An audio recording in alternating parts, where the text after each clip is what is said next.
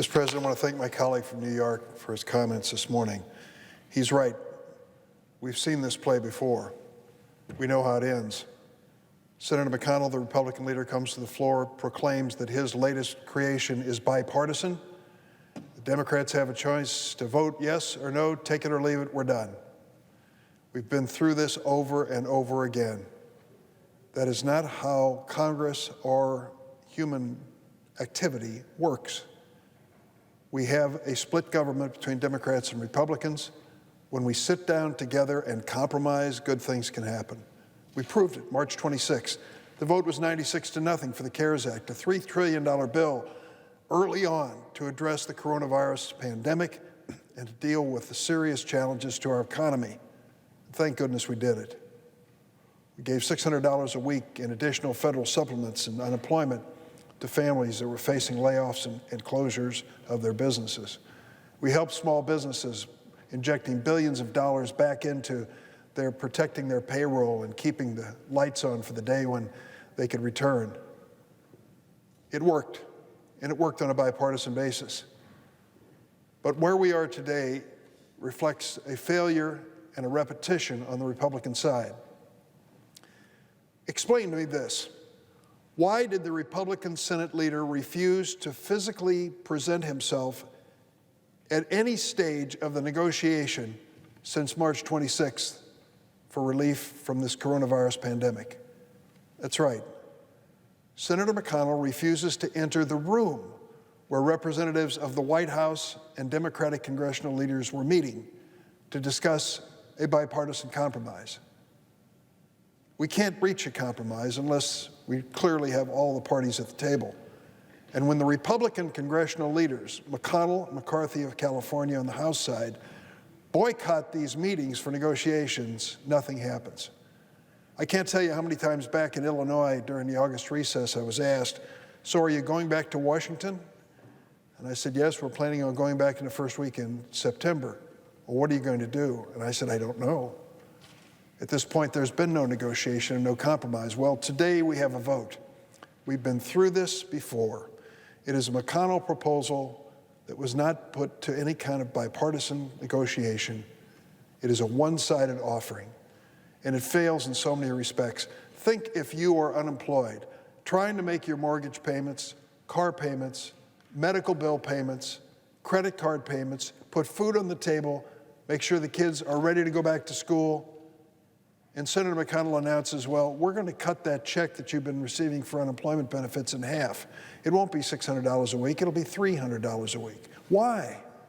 For that family, their needs and their bills are still the same. The economy is still hurting with 30 million plus Americans out of work, 800,000 in Illinois receiving unemployment benefits, I'm sure thousands in the Commonwealth of Kentucky. And yet the reality is, what's going to be proposed by Senator McConnell today will create a hardship on these families they never envisioned. Is there any money in there to protect these families from being evicted? No. Wait a minute, how about food stamps and SNAP? Many of these families are struggling to put food on the table. Any help in this bill for them? No. Well, how about money for testing so that we can find out if people have positive results and should quarantine themselves and stay away from others? No. Not the kind of investment that is needed at this moment in history. Time and again, what this senator from Kentucky has given us is just an effort to say, we tried, but he didn't. He didn't present himself at one of the negotiations to make a bipartisan bill. There is one provision I just want to spend a minute on here that really is troubling. Senator McConnell has announced for months that nothing will move, nothing will help Americans unemployed or small businesses until he gets what he called his red line proposal on liability immunity. Basically, what they have done is to write a provision in this bill which absolves businesses from their responsibility to the public and to their employees when it comes to safety in the workplace and the marketplace. And they've argued they have to do it because of the tsunami of frivolous lawsuits that they anticipate because of COVID-19. Well, it turns out that that so-called tsunami has never materialized. The lawsuits that are being filed are by businesses against insurance companies to decide coverage under insurance policies. by inmates in prisons who are protesting what they consider to be inhumane conditions in the midst of a pandemic. It's only a handful of lawsuits that have been filed against businesses or malpractice suits related to the COVID-19. Here's the bottom line. Conscientious business people in Illinois and across America are prepared to make their business place safe for the people who work there in the marketplace. What they need is a rational, clear statement of public health experts as to what they must do. I've heard this over and over again. And they said to me, Senator, give me the standards on social distancing and labeling and sanitizers and masks, and we will live up to them.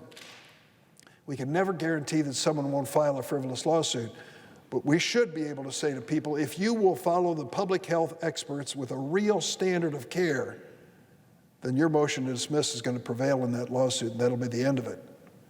But Senator McConnell thinks there's a better way to really absolve them from meeting any standard when it comes to public health. In fact, what he proposes today basically says, if you comply with any local ordinance, good enough, enough said, doesn't have to be any standard of public health that is credible. That doesn't keep America safe. What it's going to do is encourage the bad actors to do little or nothing. If we're going to deal with this pandemic, everyone has to be serious about it. From wearing these masks to social distancing to putting up with what has become a tedious responsibility of staying away from friends and family when you want to be with them to get this behind us. And when it comes to the business and marketplace, the same thing applies. They're going to have to pitch in if they want to reopen, and I wish they could today or tomorrow. But if they want to reopen, they have to pitch in with a good faith effort to meet a public health standard. And I'll stand by them, and everyone else will too. Senator McConnell's approach absolves them from responsibility. It is liability immunity and an invitation for bad actors to do little or nothing in protecting innocent people, including their own employees. Mr. President, I'm going to yield the floor at this point and say that we can do better than what Senator McConnell is offering the Senate today. We can gather on a bipartisan basis and reach a compromise if he will attend the negotiations.